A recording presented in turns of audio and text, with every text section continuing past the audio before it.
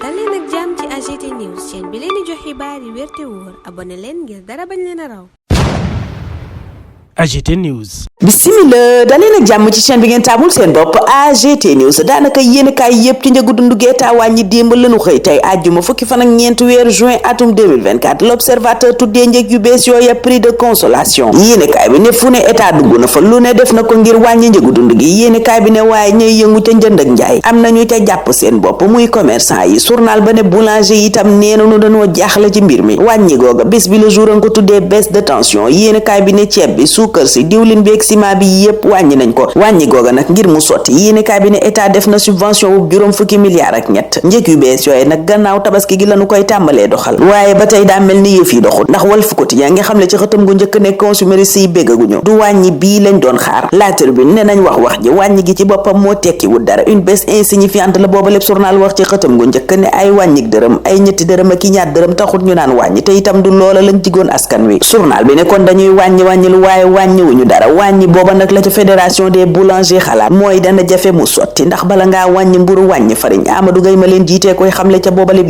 yéenekaay bi di Le Peuple Quotidien it loola la wax une baisse insignifiante journal bi ne ay dërëm ak i ñaar dërëm du loola lañ doon xaar Teral Quotidien ne waaye gouvernement rupture bi def na la mu waxoon la ñu digge woon def nañu ko journal ba ne mooy wàññi njëgu dund gi ndax wàññi nañu suukar wàññi ceeb wàññi mburu wàññi diwlin wàññi soble loola lépp nag yéenekaay bi ne li ci nguur gi jublu mooy woyofal dund gi ci kaw askan wi l'indépendant sax loola la wax ne Diomaye soulage les ménages te booba lépp yéenekaay ministre bi ñu dénk gaf ak réew mi di Cheikh Diba ma ngay xamle ne juróom fukki milliards ak ñett la nguur gi def ni subvention ngir mën a wàññi njëgu dund gi woyofal ko ci kaw askan wi ca Libération mën a joxit boobale xibaar Ahmadou Al Amin Lo secrétaire général gouvernement bi nee na lii seen yéene mooy Afrique ba mu daj njëg yi gën a yombee ci Sénégal loola nag ngir ñu yegg ca nee na faaw ñu yegg ci bay lu ñuy dundee docteur Mabouba Diagne mi ñu dénk wàllu càmm geek mbay mi moom ma ngay wax importateur yu mag ya ne Sénégal mënta dëkk ci di subventionné produits alimentaires yi maanaam li ñuy dundee nguur mënta wéy di ci dugal xaalis Abbas Fall ne li nguur gi yéene askan wi te mooy woyofal dund gi ci kawam faaw ñépp jàpp ci sursaut national la woote ca boobaleb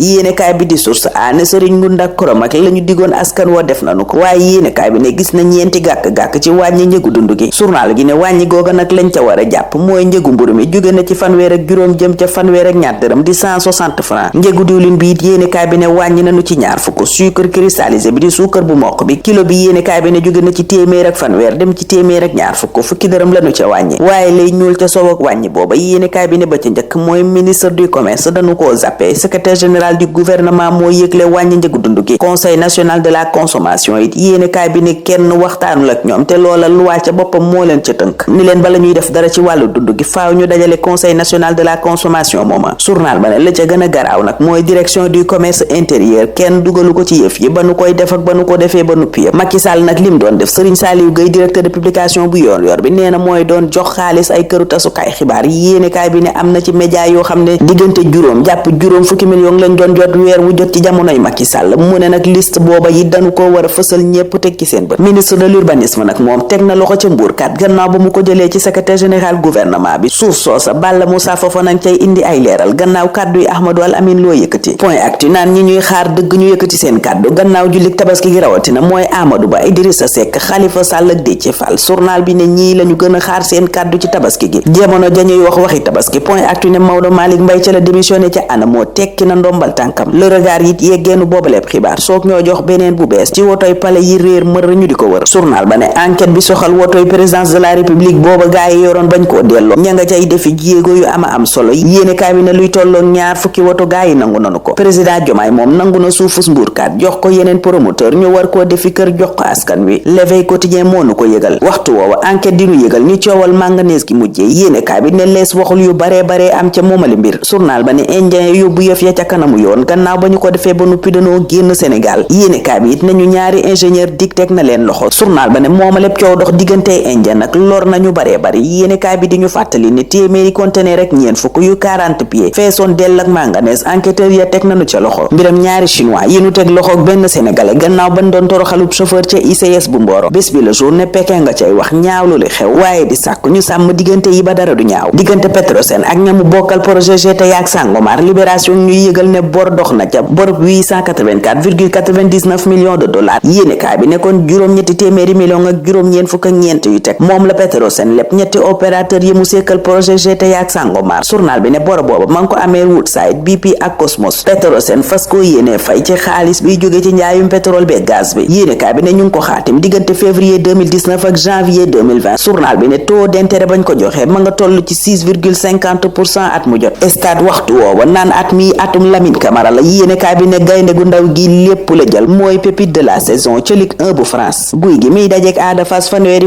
juin sunu làmb nee na ko dangay daan rek mbaa nga wéyal liñ naan descente aux enfers maanaam gën a surux fii ak ñuy àgg ca loola ñu ngi leen di ñaanal kendal ak jàmm dig dajee ëllëg incha allah. AGT News.